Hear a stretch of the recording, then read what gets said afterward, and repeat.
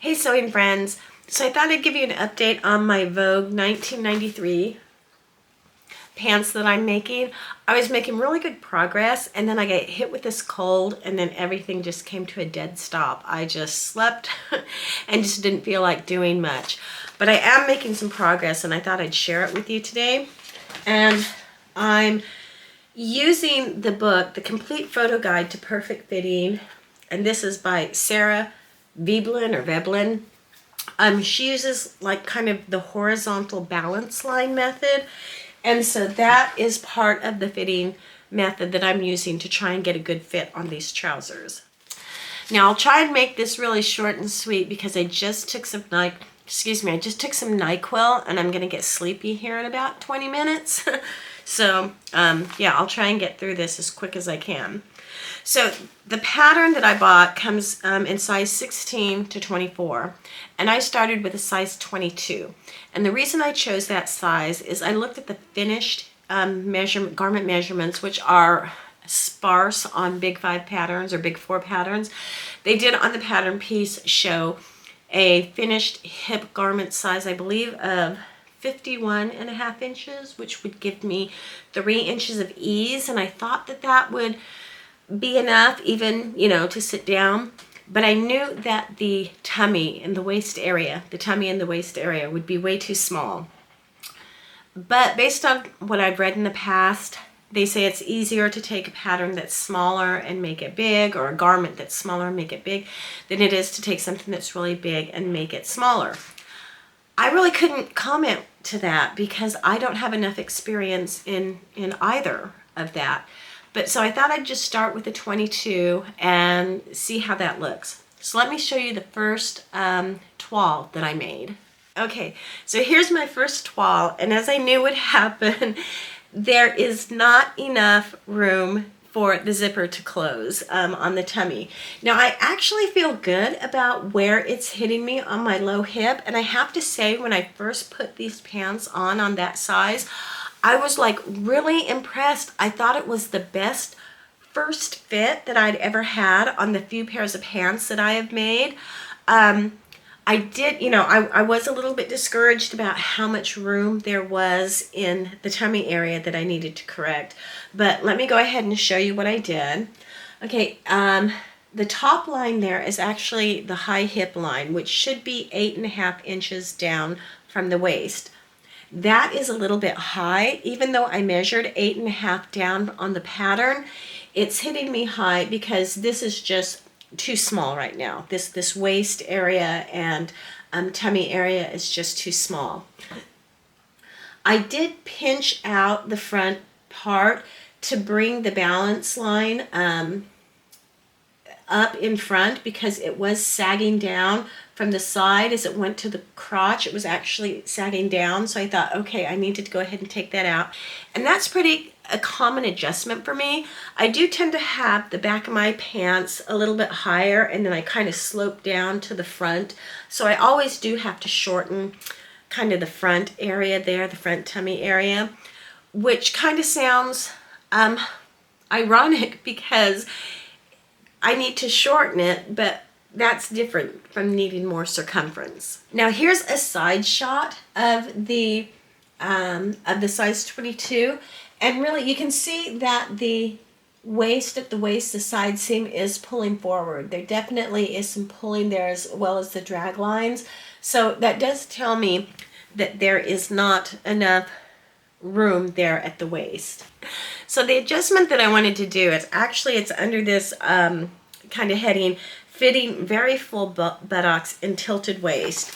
And as you can see from this picture here, same thing is happening. The back is sort of sticking out. It's not being held by the elastic because, again, this person has a higher waist. The back of their waist is a little bit higher than their front.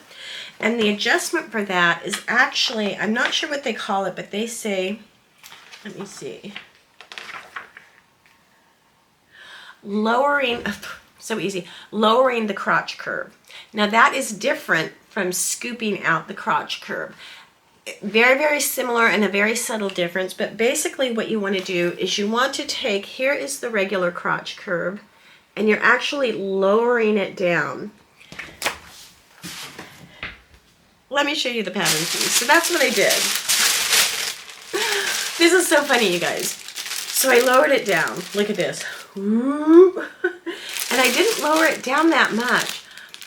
But, and I mean, yeah, this is so funny because at first I thought this couldn't be right. This absolutely couldn't be right. But let me show you the fit that happened after I did just this one adjustment, okay? Look how much more coverage I have in the front tummy area. Isn't that amazing? And here's another shot, and you can see the crotch curve, or excuse me, the horizontal balance line still looks pretty good in front. Let's see what it looks like in the back. And see, the back, that really brought it down. Remember on the other one, it was sort of slanting down to the center front. So this brought it up a little bit higher, almost to level. Now there are other fitting issues that are going on here, but I'm just trying to do one thing at a time. And according to this book, they say, first let's go ahead and fix the horizontal balance line. Then we'll start adjusting some of the other ones. And now I can see how that makes sense. So in reading and trying to figure everything out, I think that I actually need to let out the side. In fact, that's what I was reading in my book. It says to let out the side seams on the back, but not necessarily on the front. So in order to accommodate, they say a full buttock, but to me, it's just, I guess it's just really wide. So it's almost like I need a size 24 for the back, but a size 22 in the front, and then of course lowering the crotch curve. And I am so surprised at this adjustment because first of all, really, this is what my butt looks like. I mean, everybody else has that cute little curve, boop, cute little bobo, and this is mine, boom. But what I find interesting about this is several years ago, I was going through my pattern drafting books and I was using, oh, I forget the name of the book. It's by Susie Fuhrer. And I was trying to do a pant sloper.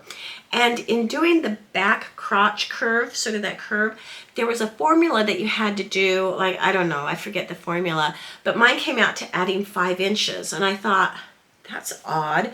I mean, 5 inches is a lot. And so I went ahead and added it. And literally, it's like, here's the outside hip, and then there's the crotch curve, and it just went way out far. The pattern piece was like this big. It was huge. And I read the book like 3 or 4 times. I'm like going over it, going, okay, I'm doing the things exactly right. And it just seemed so weird, and it looked so odd. It looked so different from any other pants pattern that I had ever seen in my life that I got frustrated. I never even sewed up a toile or anything. And I just sort of like crumpled everything up and threw it away.